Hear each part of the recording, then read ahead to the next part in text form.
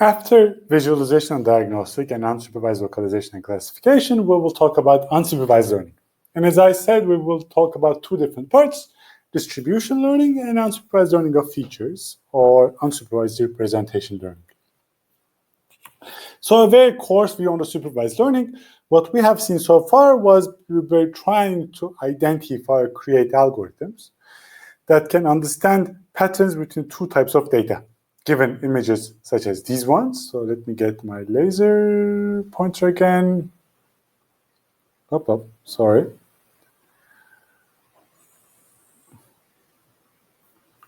Images. Algorithm was able to predict the age of this person. So I had a training data set that composed of both images and the labels that I was interested in. And I trained an algorithm such that it can do very good predictions on this training data set. The goal was to predict one type of data from another one. And the general idea about supervised learning was, well, I have a machine learning algorithm that has parameters theta, and I feed in the image X, and it gives me the desired label output Y. And it took a functional form like this. So F was the neural network I had, theta were the parameters of the neural network, took that image and predicted the label. Now, if we look at the unsupervised learning, it's a little bit different. And again, we will start with learning of the distribution problem. And here the idea is I have lots of data, but I only have the images themselves. So in a sense, I only have the features. And what I'm interested in identifying patterns within the data. So my goal is to describe the variability in the data that I see. Mathematically, what this means is I want to estimate the distribution. Possibly it's a very, very high dimensional distribution, because you can imagine that each of these images, it can be 200 by 200, 400 by 400, whatever their size is. That means there are that many number of pixels. So it's a very high dimensional distribution. And the examples that I see, as I said, they only have the images. So it's quite unsupervised in the sense that I don't have any labels associated with each of these examples. On the other hand, the unsupervised learning of features are slightly different.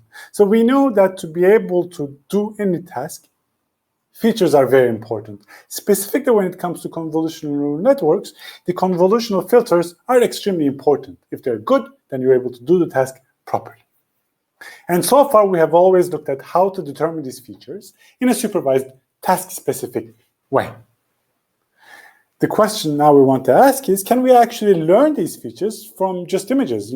Just have a network that look at lots of images and automatically come up with good convolutional filters that are useful for many, many tasks. Here, again, I only have images, so in a sense, it's unsupervised. I don't have any labels associated with any of the images. And ideally, what I want to get at is I want to identify universal features for computer vision that would be useful for any given task. I mean, wouldn't that be really, really good? So let's start our discussion with the distribution learning. By distribution learning, what I mean mathematically is I want to learn the probability distribution of images, meaning that I have two parts, likelihood or sampling. For a given image, I might be interested in computing the likelihood of that image. So I might, for example, have a neural network with parameters theta again, that does not really spit out the label for an image, but instead what it does is it takes an image and tells me the probability of that image. So how likely that this is a real image. The second way of actually characterizing a probable distribution is through sampling. I can think, for example, of, sample a value from a known distribution, for example, the normal distribution, Gaussian distribution, and I have a neural network that, changes that sample a bit by bit until at the end, it actually looks like I convert this sample into a sample from an image. So that's really essentially the sampling part. And both of these are different characterizations of a probable distribution. Obviously, if you can do one, perhaps you can do the other one and so on, but So let's look at that. Maybe these are a bit vague topics, so I'll try to explain them a little bit with a simpler example. Let's look at the Gaussian distribution. Now, this is the function of a Gaussian distribution, okay?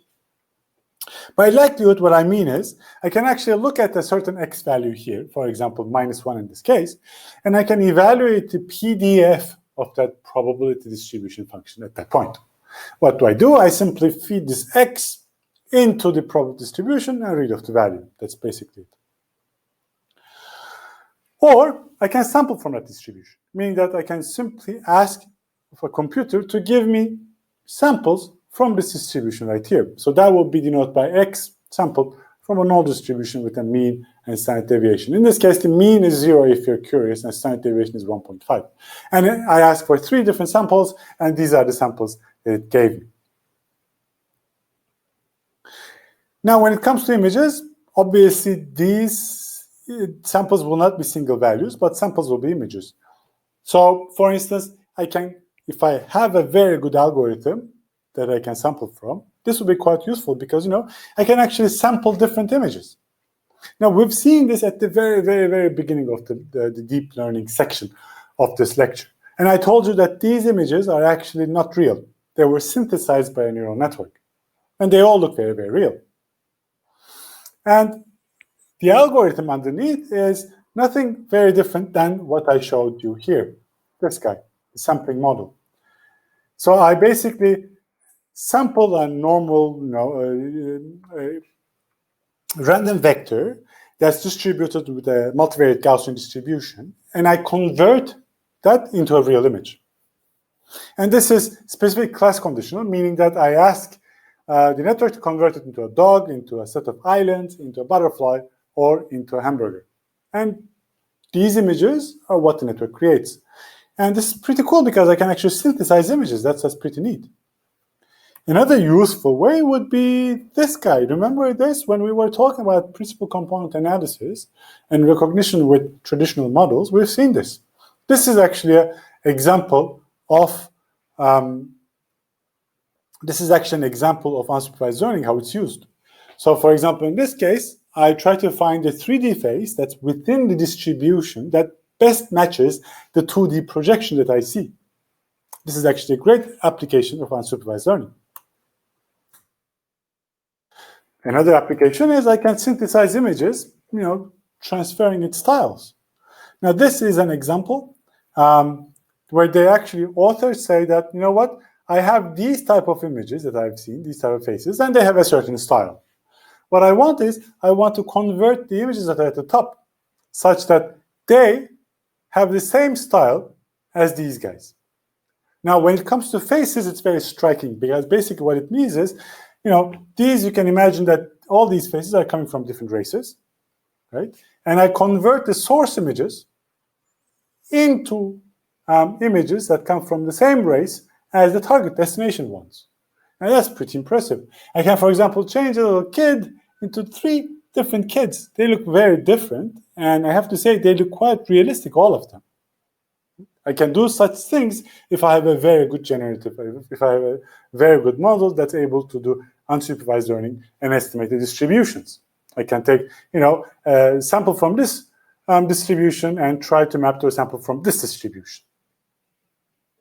Other examples might be improving the resolution of an image. So I can take this image and really try to increase resolution such that it looks as sharp as possible. By the way, this is the ground truth, and this is the upsampled image using a distribution modeler. Or I can apply in the medical applications, I can basically take images faster such that they're not good, they have artifacts, but I can maybe try to remove the artifacts through image analysis. And there are really many, many more applications. You can think about inpainting. For example, there is some part of the image that's actually corrupted, or there is a part of the image that you want to change and you want to put a realistic thing there. You want to have tools to be able to do realistic video and image editing, frame prediction within a video, forecasting, outlier detection. There's so many applications for a good unsupervised learning or distribution learning model. And scientifically, it's actually quite an interesting question because you try to build a model of the visual world without any labels. And this is possibly an important component in how humans learn. I mean, if you think about how humans learn, We don't exactly show a kid hundreds and hundreds of cups for the kid to understand what a cup is, and when I show the kid another one, he's able to say that, this is a cup as well. So we constantly observe what's happening outside, and we bring it all together. And one hypothesis is that we have a very strong model, an unsupervised learning model that goes on. Now, obviously, how do we do it is a bit more complicated. So images are very big. I mean, they can be very big. I mean, even if a small image, we talk about 64 by 64 dimensions, and it's a tiny image, right? And even this has 4,096 dimensions. So if you blindly try to estimate the distribution, it's quite a tough thing. So we need to do something more clever to be able to do either model a computer likelihood of that image, saying that, yeah, this is a real image, or sample images such as this one. Now, the most straightforward way of actually estimating a probable distribution is through what's called kernel density estimate. So what I do is, given a certain sample, a set of images, I simply say that around each of these samples, I will put a nice, Gaussian kernel, or any type of kernel, but usually Gaussian kernel works okay. And then, whenever I want to compute the likelihood of a new sample, I simply evaluate that sample in those Gaussians, or in those kernels. And these kernels themselves are small probability distributions, so they all add up to 1. So I put them all together to basically say that, yeah, each sample is basically a real sample, and I put a nice small probability distribution around it. So anything close to that sample should be real. Anything far away, well, I don't know about that. Now, let's do what it looks like in one dimension, because that's the easiest case.